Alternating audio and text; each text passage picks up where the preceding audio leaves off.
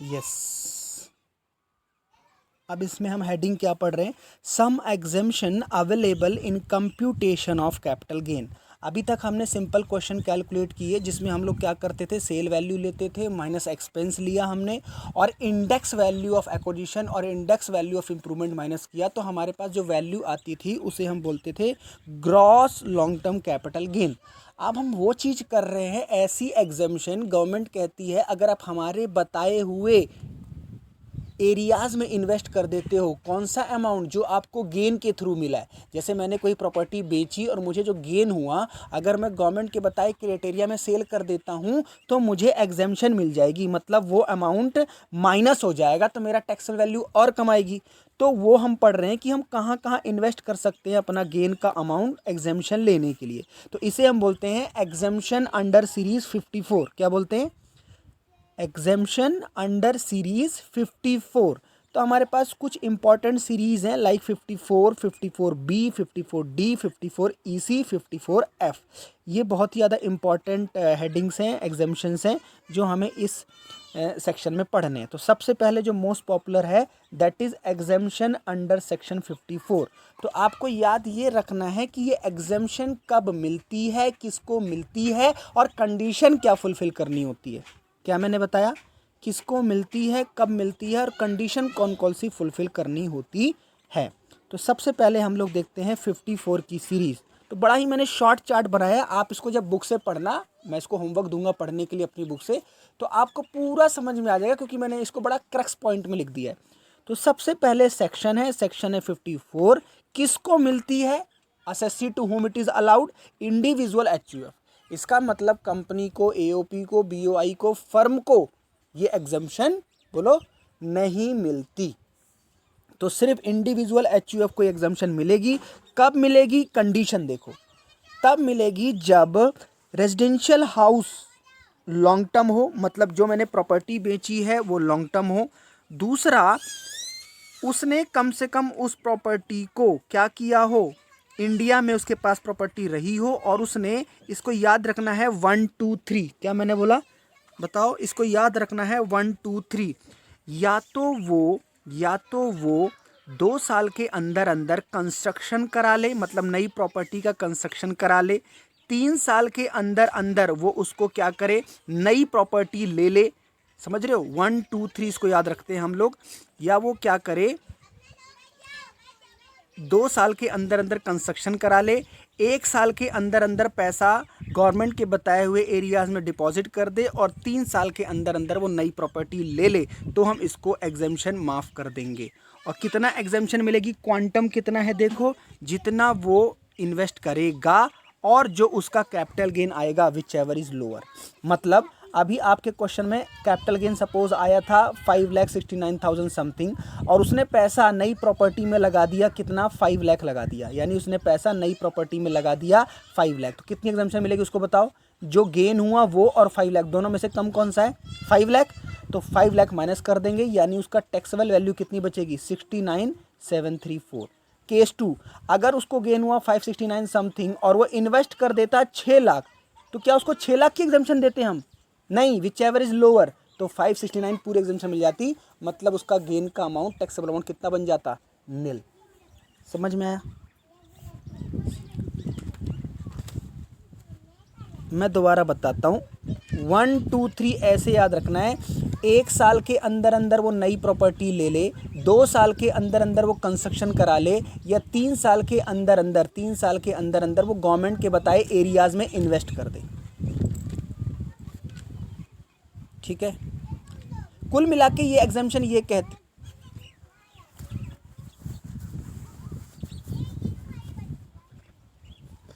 मैंने पहले क्या बता दिया था, 1 ईयर के अंदर अंदर इन्वेस्ट कर दे, राइट। उसके बाद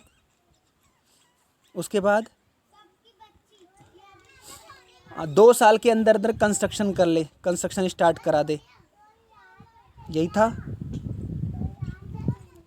3 साल के अंदर अंदर वो गवर्नमेंट के एरियाज में इन्वेस्ट कर दे, गवर्नमेंट के बताए गए स्पेसिफिक एरियाज में इन्वेस्ट कर दे। सेकंड एग्जाम्पशन क्या है हमारे पास, सेकंड सेक्शन इज 54B। याद रखना है इसको 54B, this is agriculture land. अब इसमें दो कंडीशन ध्यान रखना है कि ये एग्जेम्पशन उसी को मिलती है जो पर्सन सेल कर रहा है उसकी एग्रीकल्चर लैंड है। अभी जो हमने पढ़ा सेक्शन 54 वो कौन सी प्रॉपर्टी थी? रेजिडेंशियल प्रॉपर्टी, रहने वाले घर वगैरह बेच रहे हो आप। अब जो प्रॉपर्टी एसेट बेच रहे हो, लैंड एंड बिल्डिंग बेच रहे हो, वो एग्रीकल्चर से रिलेटेड है, तो ये किसको मिलेगी? सबसे पहले ये भी इंडिविजुअल एचयूएफ को।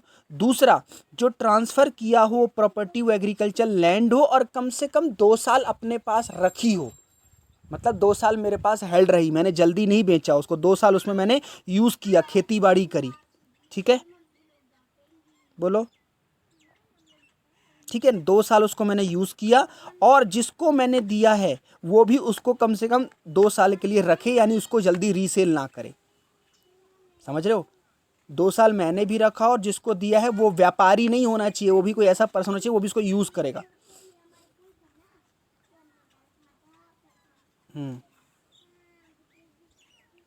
तो वो जो तो नहीं मुझे अभी तो मिल गई, लेकिन नेक्स्ट टाइम जो एग्जाम्पशन ली थी वो ऐड बैक हो जाती है। ये तुमने अच्छा डाउट पूछा कि वापस तो मैंने एग्जाम्पशन ले ली, तो जब नेक्स्ट टाइम मैं अपनी इनकम टैक्स रिटर्न भरूंगा तो जो एग्जाम्पशन मैंने क्लेम की थी, माइनस करवाई थी, वो अब जुड़ जाएगी, टैक्सेबल हो जाएगी, ठीक है। अब यहाँ पे भी कितना मिलेगा? सेम, जितना अमाउंट नई एग्रीकल्चर लैंड में लगाऊंगा उतना, या capital gain which ever is lower. Clear? ठीक है, नेक्स्ट आ जाओ 54D। 54D यहाँ पे वेरी इंपॉर्टेंट याद रखना है, एनी असेसी। ये किसको मिल सकती है? किसी भी असेसी को, यानी पूरा जो हमने लिस्ट पढ़ी थी, individual, HUF, AOP, BOI, body of individual, company, कोई भी पर्सन को ये मिल जाएगी। इसमें कंडीशन क्या है? जो एसेट्स आपका बेचा सेल हुआ है वो किस हेडिंग के अंदर आया है? Compulsory acquisition.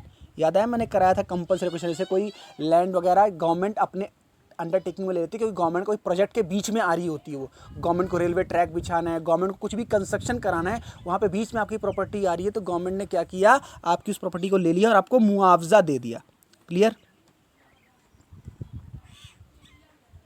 ठीक है। अब ये एनी असेसी लिखा हुआ है, तो यहाँ पे लिखा है कंपलसरी एक्विजिशन हुआ है, और वो जो लैंड थी आपकी इंडस्ट्रियल पर्पस के लिए थी, इंडस्ट्रियल पर्पस के लिए थी, और ये तभी मिलेगी जब आपका कंपलसरी एक्विजिशन हो गया, आपको जो मुआवजा मिला आपने उसको नई एग्रीकल्चर इंडस्ट्री खरीद ली, नई एग्रीकल्चर लैंड खरीद ली, तभी मिलेगी। यानी जो आपसे एक्वायर हुआ उसी चीज़ में अगर आप इंडस्ट्रियल लैंड पे ही मिल रही है और इंडस्ट्रियल लैंड ही खरीदना है, ठीक है, क्लियर। और ये कितनी मिलेगी? सेम, जितना लगाओगे जितना गेन हुआ, which ever is lower. Clear?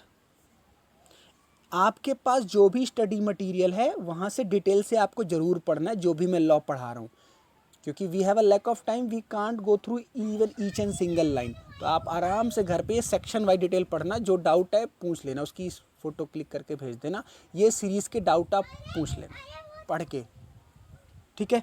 Next come to 54EC। 54EC ये क्या कहता है? एनी एसएससी, ये भी किसी को मिल सकती है ना, ये भी किसी को मिल सकती है, लेकिन इसमें मेन चीज़ क्या है? Transferred long term 6 month transferred invested asset 3 years NHI और RECL। क्या लिखा हुआ है? आपने जो लॉन्ग टर्म एसेट ट्रांसफ़र किया है और जो गेन हुआ वो आपने पैसे कहाँ इन्वेस्ट कर दिए, ये ध्यान रखना है। गवर्नमेंट के 2 प्रोजेक्ट होते हैं, एक NHAI और एक RECL। ये क्वेश्चन में कंफ्यूज करेगा आपको, तो ये ध्यान रखना, दोनों NHAI है ना कि NAHI, एग्जाम में क्वेश्चन कंफ्यूज करेगा। RECL है ना कि RCEL, तो इसकी फुल फॉर्म बताता हूँ ताकि याद रहेगा। National highway authority of India. हमारा गवर्नमेंट जो है डेवलपमेंट करना चाहता है, वी आर डेवलपिंग इकॉनमी, तो हम अपना पैसा कहाँ लगाते हैं? ज़्यादातर सड़कों के निर्माण में, कंस्ट्रक्शन ऑफ ट्रांसपोर्ट में लगाते हैं। तो अगर हमने, गवर्नमेंट ने एक फ़ंड बना रखा है NHAI, अगर हम अपने गेन का पैसा NHAI में इन्वेस्ट कर देते हैं, या RECL, गवर्नमेंट चाहती है गांव-गांव तक बिजली पहुंचे, तो एक फ़ंड बना रखा है RECL, rural electrification corporation limited, तो वहाँ पैसा आप लगाओगे तो आपको एग्जेम्पशन मिलेगी। क्लियर? इन दो जगह में आप पैसा लगाओगे, चाहे आप कोई भी एसएससी हो, कोई भी प्रॉपर्टी ट्रांसफ़र करी है तो आपको एग्जाम्पशन मिलेगी। लेकिन यहाँ पे अमाउंट क्या है, maximum 50 lakh, maximum 50 lakh. Example लेके चलो, आपको सपोज इसी क्वेश्चन में जो आपने किया है उसमें गेन होता 50,69,000। कितना गेन हुआ आपको, 50,69,000। और आप NHAI में पैसा लगा देते 51 लाख, कितना एग्जाम्पशन मिलता आपको बताओ ना। नहीं, एग्जाम्पशन कितनी मिलती, 1 लाख क्यों? आपको गेन हुआ 50,69,000, आपने NHAI में पैसा लगा दिया 51 लाख, कितनी एग्जाम्पशन दूं आपको? मैं बताता हूं। सबसे पहले आप विच एवर इज लोअर निकालो, 50,69,000, 51 लाख, लोअर कितना हुआ? हाँ नहीं, माइनस नहीं करना ना, देखो आप ध्यान से। आपको गेन हुआ 50,69,000, आपने NHAI में पैसा लगा दिया 51,000। तो पहली बात, इन दोनों में से लोअर क्या हुआ, 50,69,000। लेकिन ये जब एग्जाम्पशन देंगे तो हम मैक्सिमम लिमिट देखेंगे जो पहले नहीं देखते थे। अब मैक्सिमम लिमिट 50 लाख है, तो 50,69,000 नहीं देंगे, 50 लाख देंगे, स्टिल 69,000 पे आपको टैक्स देना है। समझ में आया? जैसे वहाँ पे था ना हाउस होल्डिंग में स्टैंडर्ड रेंट से ज़्यादा नहीं, तो यहाँ पे अब आ गया स्टैंडर्ड डिडक्शन 50 लाख से ज़्यादा नहीं। ठीक है, यस यस। बस ये 4 आपको एग्जाम्पशन याद रखनी है, बाकी नॉट सो इम्पॉर्टेंट। आपके जो बुक है उसमें से मुझे आप क्या करना,